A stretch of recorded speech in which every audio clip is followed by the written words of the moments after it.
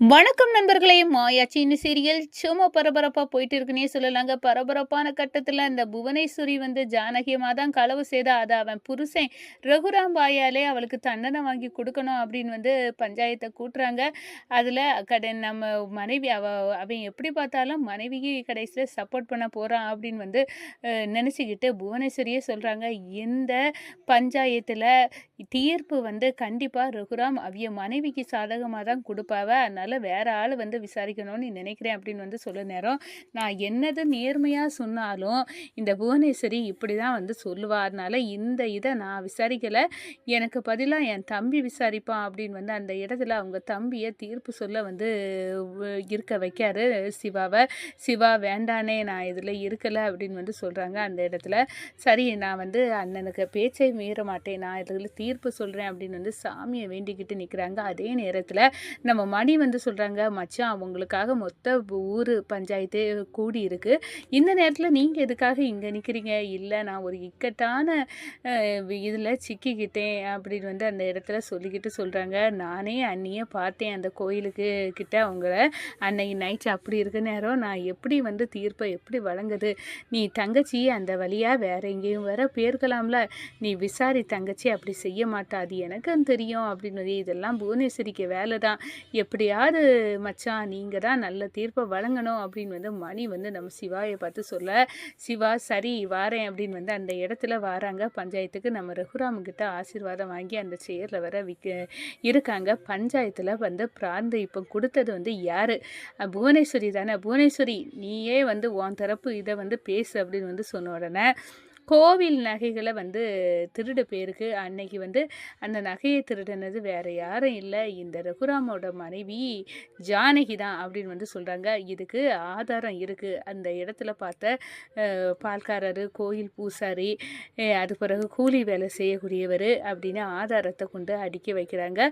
அதே நேரத்தில் அந்த கோவில் நகையை அடமானம் இவர்கிட்ட தான் வச்சுருக்காங்க ஜானகி. அந்த சேட்டு அவரையும் கொண்டு விட்டுறாங்க. இதோடி மேல் என்ன ஆதாரம் வேணும், அதோடி மேல் பெரிய சாட்சி நீங்களே வந்து அந்த இதை பார்த்துருக்கீங்கன்னு சிவாயை வந்து சொல்கிறாங்க. நீங்களே உங்கள் அண்ணியை அன்னைக்கு அந்த இடத்துல பார்த்தீங்களே ஜானகியை அப்படின்னு வந்து சொல்கிறாங்க. அடடா வசமாக வந்து புவனேஸ்வரி சிக்க வச்சுட்டா, என்ன பண்ண அப்படின்னு வந்து அந்த இடத்துல வந்து சொல்கிறாங்க. அப்போ தான் நம்ம மாயா வந்து நம்ம ஜானகி அம்மாட்ட வந்து கேட்க நேரம் நம்ம ஜானகி அம்மாட்ட கேட்காங்க, உங்கள் தரப்பு நியாயத்தை சொல்லுங்கள் அப்படின்னு வந்து சொல்ல நேரம் நம்ம ஜானகி அம்மா சொல்கிறாங்க, நான் வந்து என் பொண்ணுக்கு உதவி செய்கிறதுக்கு தான் அந்த நகை எனக்கிட்ட இருந்த என் வீட்டில் எனக்குள்ள நகையை நான் எடுத்துகிட்டு போனேன். அந்த நகையை வந்து கணவருக்கு தெரியாமல் தான் கொண்டு போனேன். என் பொண்ணோட வாழ்க்கை ரொம்ப கஷ்டமாக இருக்குது, அதுக்காக தான் நான் கொண்டு போனேன். ஆனால் போகிற வழியிலே வந்து கள்ளனுங்க வந்து திருடிட்டு போயிட்டாங்க. ஆனால் அதில் ஒரு கள்ளன் வந்து எனக்கு வந்து கால் பண்ணி சொல்லியிருந்தான், இன்னைக்கு கோயிலுக்கு வாங்க நாங்கள் உங்கள் நகையெல்லாம் திருப்பி தந்துடும் அப்படின்னு வந்து சொன்னாங்க. அதனால தான் நாங்கள் வந்து கோயிலுக்கு போனோம். கோயிலில் வச்சு உங்கள் நகையை நான் திருப்பி தாரேன் அப்படின்னு வந்து சொல்லியிருந்தான். அதுக்கு போனால் அவன் கோயில் நகையை ஆட்டையை போட்டுட்டு அந்த பழியை என் மேலே தூக்கி போட்டுட்டு போனான். ஆனால் நான் தப்பு செய்தது வந்து எனக்குள்ள நகையை தான் நான் வந்து என் பொண்ணுக்கு உதவ கொண்டு போனேன். அது வந்து என் கணவருக்கு தெரியாமல் நான் கொண்டு போனது தான் நான் செய்த தப்பு. அதனால தான் இவ்வளோ பெரிய பழியை இன்றைக்கி சுமக்கேன். என் கணவர் குடும்பத்துக்கும் பெரிய வந்து அவமானமாக இருக்குது. ஆனால் இந்த விஷயத்த நான் எங்கே வேணாலும் வந்து சொல்லுவேன், நான் கோயில் நகையை களவு பண்ணலை. களவு பண்ணிக்கிட்டு அந்த பழியை என் மேலே விழ வச்சுருக்காங்க. அதுக்கு இந்த சேட்டம் வந்து காரணம் அப்படின்னு வந்து அந்த இடத்துல காட்டுறாங்க.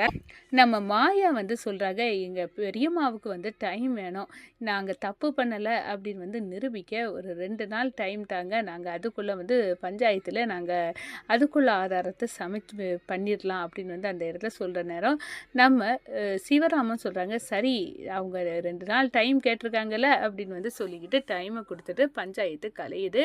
அதோட பார்த்தோன்னா நம்ம ரகுராமுக்கிட்ட வந்து ஜானகியம்மா வந்து மன்னிப்பு கேட்குறாங்க. உங்களுக்கு தெரியாமல் நம்ம பொண்ணு வந்து ரொம்ப கஷ்டப்படுறா, அவளுக்கு உதவலாங்கன்னு தாங்க நான் எடுத்துகிட்டு போனேன். அதுவும் நான் நம்ம நகையை தான் எடுத்துகிட்டு போனேன், மற்றபடி கோவில் நகையை திருட அளவுக்கு நான் இல்லை. ஆனால் அதை கொண்டு போகிற வழியிலேயே வந்து திருடனுங்க பறிச்சுட்டு போயிட்டாங்க. யாரோ நான் வந்து கொண்டு போகிறத பார்த்துட்டு தான் வந்து இன்ஃபர்மேஷன் திருடன்களுக்கு கொடுத்து அவங்க திருடிட்டு போனாங்க. ஆனோனே வந்து தான் எனக்கு கால் பண்ணி அதில் ஒரு திருடன் நான் வந்து கோயிலில் வந்து தந்துடுவேன் அப்படின்னு வந்து கோயிலுக்கு என்னை வர சொன்னான். நான் அந்த நகையை தந்துடுவான் அப்படின்னு வந்து போனால் கோயில் நகையும் கொள்ளடிச்சிக்கிட்டு அந்த பழியை போட்டிருக்காங்க அப்படின்னு வந்து சொல்லி இதெல்லாம் மன்னிச்சிடுங்க.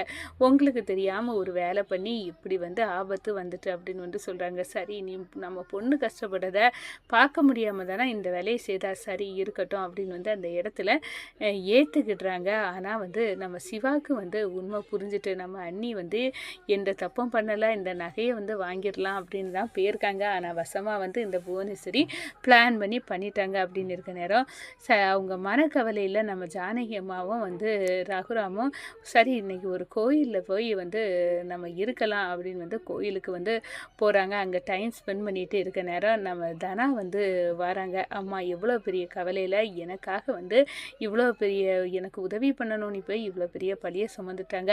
அம்மாவும் அப்பாவும் இப்போ வந்து கோயிலில் வந்து சாப்பிடாம இருப்பாங்க, போய் பார்க்கலாம் அப்படின்னு வந்து அன்னதானம் கோயிலில் பண்ணது மாதிரி வந்து வராங்க. நம்ம தனாவும் கதிரும் வந்து நம்ம ரகுராமுக்கு வந்து ஜானகி அம்மாவுக்கும் தனா அவங்க கையாலே மாஸ்கெல்லாம் போட்டுட்டு வந்து அடையாளம் கொஞ்சம் வந்து ஒரு மஞ்சள் கலர் சாரியை உடுத்து கோயிலுக்கு வந்த ஒரு பக்தி கணங்க வந்து தானம் வந்து பண்ணுறாங்க. அதில் ஜானகி அம்மாவுக்கும் ரகுராமுக்கும் கொடுத்து அவங்களும் வயறார வந்து சாப்பிட்டு நம்ம ரகுராம் வந்து சந்தோஷமாக இருக்காங்க.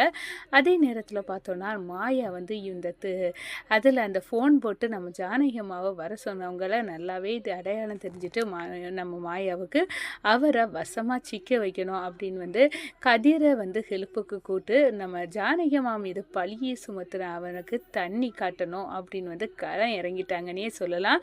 ஒரு போஸ்ட் லெட்டர்காரர் மாதிரி நம்ம கதிர் வராரு.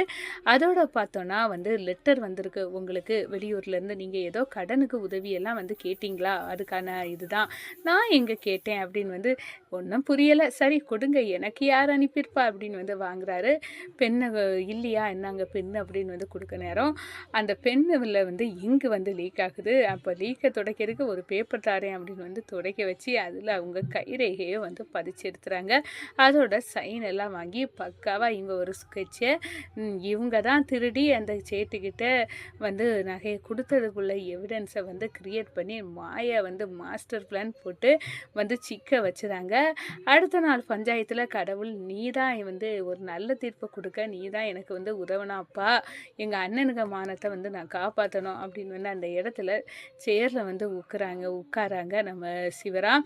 பஞ்சாயத்து கூடுது, புவனேஸ்வரி எல்லாம் வந்திருக்காங்க. அந்த நேரத்தில் தான் நம்ம மாயா வந்து அந்த ஆள் நகையெல்லாம் வந்து பெரியம்மாக்கிட்ட இருந்த திருடனை அந்த நபரை கொண்டு விட்டு வெளுத்தெடுத்து வசமாக வந்து சிக்க வச்சுறாங்கன்னே சொல்லலாம். நம்ம புவனேஸ்வரி தான் இதெல்லாம் செய்ய சொன்னது அப்படின்னு வந்து மொத்த பிளேட்டையும் அந்த ஆள் புவனேஸ்வரி மீது திருப்பி போட்டு செம்மையாக வந்து புவனேஸ்வரி வசமாக சிக்கிக்கிட்டாங்க.